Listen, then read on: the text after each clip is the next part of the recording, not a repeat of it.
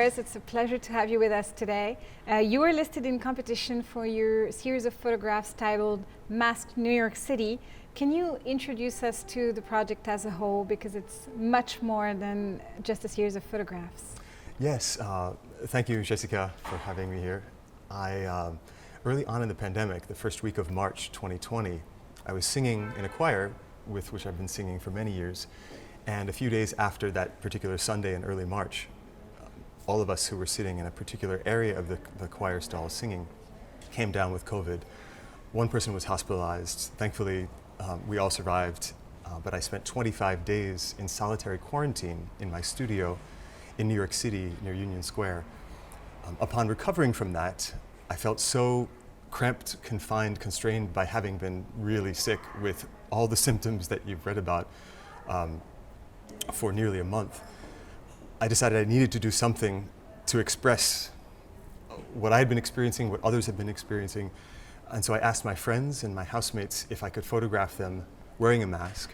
And so I started with the people I live with. We went outside and around the block, and with a telephoto prime lens, staying at least 7 or 8, usually up to 9 and 10 feet away, photographed them wearing a mask. And then I asked friends in other parts of the city and outer boroughs in Brooklyn and Queens, uptown. I got a motorcycle helmet and started bicycling all over the city, asking people if I could photograph them, first friends. And then George Floyd was murdered, and the marches and rallies and protests began. I began attending those as if my life depended on it, and began asking anyone who would be open to me photographing them. It ballooned and blossomed and grew into hundreds and then over 1,000 individuals. AJ, the category you entered is Best Art Photography, but your work leans more toward photojournalism, don't you think? In this particular instance, yes.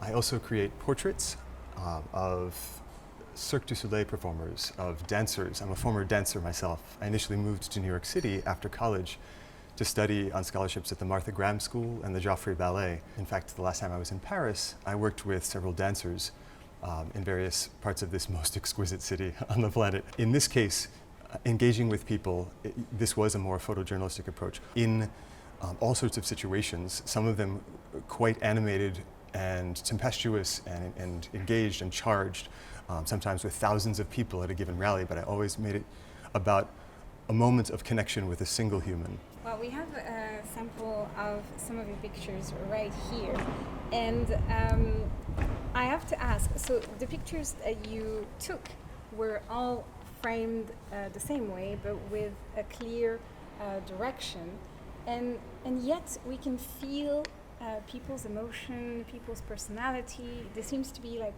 a light, a radiance in the eyes, like the eyes come out really powerful in each of your pictures.